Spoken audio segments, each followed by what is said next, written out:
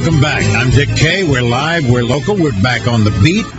Kenny's on the line. Kenny, how are you? Here you go. You're on with Dr. Gurel. I'm good. How are you this afternoon? Good. I just basically have a question and some thoughts I'd like to hear from you guys. I'm 34 years old now, and at 28, I was diagnosed with an autoimmune disorder called psoriatic arthritis. I take a medication, well, several, but one of which, without health insurance that I do have, and without the assistance of the drug maker subsidizing the rest of it, would be $1,600 to $2,000 a month just for one prescription. My question is, when you hear these, I don't know what to believe from one side or the other, but some will tell you this, the other side will tell you, like, say, for instance, the Canadian and British models where people are literally taking numbers like you're at a deli counter or something, and, sorry, your drug's too expensive, so we're not going to cover it, or diagnosis and testing just take forever, or if they're approved at all because they're just, I don't know. And then if that, they might change the way they do things, and then I get nothing, and then I progress to basically being an invalid because they told me, who knows, it may be anywhere from okay to not walking in 10 years, depends how your immune system reacts to treatment and everything else. I mean, that takes me out of the workforce, which makes me, on somebody else's tax burden and everything else, and I won't be able to live or pay my child support or just function as a normal human. And I'm wondering where this all lead me one way or the other, and I guess I'll take my your thoughts off the air. Kenny, that's one of the things we were discussing, frankly. And that's the choice that you have now that the people are so interested in protecting, right, Dr. Gurel? Yes, I think your condition is an unusual one, and certainly there are drugs that address that, as you mentioned. I think there are two interesting points. One is why the drug costs so high, and two, the second point is, will you, in a more extensive involvement of the government, or I should say the collective people, make it impossible for you to get the treatment that you need? Well, to the first point about the pharmaceutical costs, what I would not like to see is a health reform bill be manipulated like Medicare Part D was. Oh, boy. And if you recall, the pharmaceutical companies lobbied and made sure that the government could not negotiate the drug costs. That is mind-boggling to me. And that's why the week before the walk, I saw that coming, and I said, that cannot happen with this healthcare reform bill. It's just too important. So that relates to the motivations for the walk, that relates to why this has to be about the voice of the people, because your drugs will continue to be high-priced if lobbyists sitting behind the desk, not walking 700 miles, have their say. Now, the second question is whether you'll be locked out of your treatments. What's important to consider is that I think my concept, not that it's important, it's not a soapbox, but I think the concept of healthcare for all is not gold-plated healthcare for all, but basic healthcare for all. I think that's very important because you are worried about your treatment, which is very expensive, but there are a lot of people that are stuck out of the workforce or not able to function because of a basic pneumonia or a very basic diabetes. And I think that is a tragedy that needs to be addressed. And I don't think that addressing that bread and butter health care is going to make it impossible for the more complex treatments that patients like you require and deserve. But I think the system as it is now is there are huge swaths of the population that don't have the most basic of services. Yeah, and the conditions he's talking about, that's the kind of choice that these insurance companies and providers are trying to protect now, and it's a system we need to get rid of, to be honest with you. I'm going to take a couple more phone calls. Let's go to Marty. Marty, you're back on the beat. Yes, well, thank you very much. It's a great show Thank you, today. Sir. I had a question for the doctor. And, for 40 years, insurance companies have been saying they're going to find a way to reduce costs and cover more people. But the business model suggests suggests that there's no way they can do that. Have you heard on your trip, on your travels, or do you expect to hear any legitimate proposal by an insurance executive that would provide a way to cover people who are currently uninsured? No. Earlier on the show, I was mentioning to Dick about two structural features of the business model that just do not make it possible to meet the needs of healthcare. One is the fragmentation of the risk insurance pool.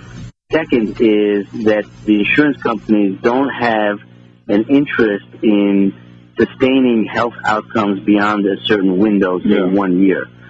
And when it comes to health care and insurance, those are the two fundamental things that you need to have. You need to have risk pooling across a wide population, and you have to have a long-term outlook so you can prevent diabetes, you can prevent obesity, you can prevent heart disease, etc. Business model is basically, and we've seen that in the United States with poor outcomes and 16%, 15% of GDP. Seen that where the business model just does not support healthcare, period. Right. And to your point, have there been proposals? Well, I think there have been proposals about how can we maintain the system so that we can stay in business. I don't regard that as a proposal, but that's basically what they're saying.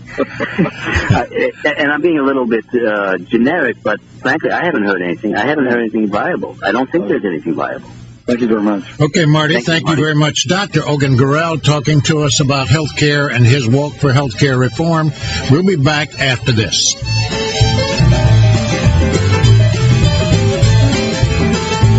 We're back, and we're talking with Dr. Ogan Gurel, who is walking across the country from Chicago to Washington, D.C., to point out the need for health care reform. No particular program, just a gentleman walking across the country getting personal stories from people who need health insurance, who are underinsured, et cetera, et cetera, et cetera. We're going to go back to your phone calls. Bill, you're back on the beat with Dr. Gurel. Yes, how you doing, Dick? Hey, how are you? Okay, and Dr. Gurel, how you doing? I want to ask you a question, Doctor. I got Medicare, and I got United Healthcare. So I had to go to the doctor not too long ago. And I don't know why the people, when I was telling them on the phone I had United Healthcare, they said, we no longer take United Healthcare. Now, when I got there to the office, to the doctor's office, I give them my Medicare card, and I give them my United Healthcare card, and they took the card, the United Healthcare. What's your opinion about that? Well, I think that speaks to the fact that there's very little choice, or I should say limited choice, when it comes to the private insurance, because there are indeed doctors that are not in the network. I don't know what kind of games go on to ensure that. Well, the plain fact of the matter is you can't just pick up the phone and call any doctor no matter what private insurance you have. There are limitations, and there's certain agreements and all that. What that also speaks to is there are lawyers and documents and contracts behind all those agreements. There is a huge overload of administrative burden behind it. If someone had to make a decision that that doctor is not in the network, that doctor had to fill out some paperwork, and it's been estimated that 20-30%, maybe more, of these insurance monies are going towards administrative costs.